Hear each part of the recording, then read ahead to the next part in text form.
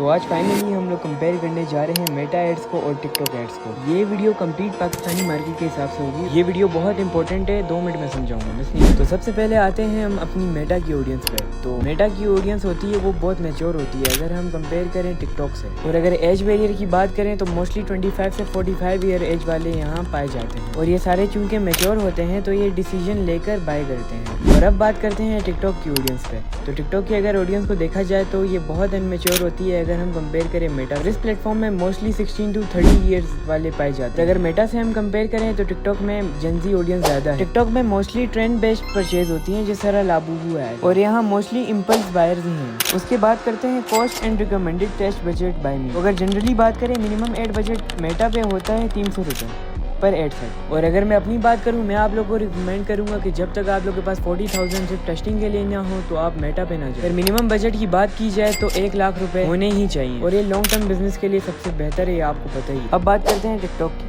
तो जो टिकटॉक का मिनिमम एड सेट बजट है वो $20 होता है। अगर मेरी बात करें एक प्रोडक्ट को टेस्ट करने के लिए $10 इनफ होते हैं, क्योंकि टिकटॉक में सारे इम्पल्स बायर। अगर मिनिमम बजट की बात की जाए तो 30,000 रुपये काफ़ी होंगे अगर आप ड्रॉप शिपिंग स्टार्ट करना चाहते हैं और ड्रॉप शिपिंग से अच्छे रिजल्ट लाना चाहते हैं। अब बात करते हैं प्रोज एंड कॉन्स की। सबसे पहले बात करते हैं मेटा की। तो अगर प्रोज की बात करें तो इसमें बहुत ही स्ट्रॉन्ग टारगेटिंग होती है और डिटेल टारगेटिंग होती है। रीटारगेटिंग के लिए बेस्ट है और आप इसको अच्छा खासा स्केल कर सकते हैं अगर आप मेटा पे करें। अगर आपका कोई ब्रांड है तो आंखें बंद करके आप मेटा चूज कर सकते हैं। अब बात करते हैं कॉन्स की। तो मेटा की परचेज हमें काफ़ी कॉस्टली पड़ती है अगर हम कंपेयर करें टिकटॉक से।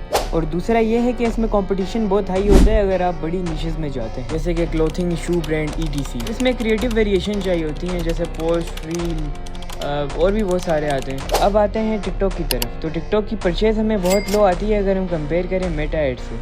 और टिकटॉक में वीडियो वायरल के बहुत चांस हैं और बहुत फास्ट वीडियो वायरल जाती है, बट प्रोडक्ट पे बहुत डिपेंड करता है। और अगर आपके प्रोडक्ट इम्पल्स बाइंग में आते हैं तो आप आंखें बंद करके टिकटॉक की तरफ जाएं। मैं खुद ड्रॉप शिपिंग कर रहा हूँ तो ड्रॉप शिपिंग के लिए तो ये एट द टॉप है। तो बात करें टिकटॉक के कॉन्स की, सबसे बड़ा जो इशू है वो है अनमेच्योर ऑडियंस, और जो सेकेंड है वो आता है क्रिएटिव।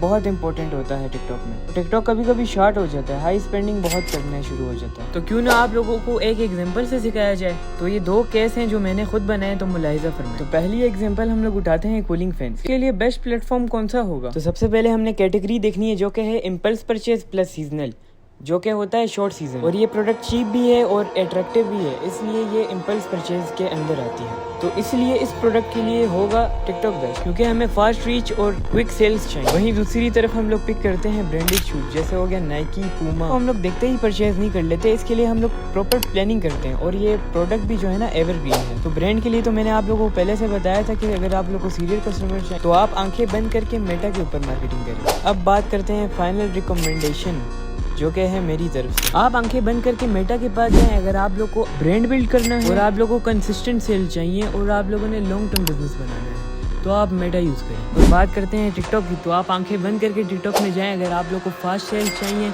और मैं आप लोगों को रिकमेंड करता हूँ कि आप लोग ड्रॉप शिपिंग टिकटॉक में ही करें, क्योंकि मैं खुद इसी में कर रहा हूँ। अगर आप लोग को ऐसी और वीडियोज़ देखनी है तो फॉलो मार लो।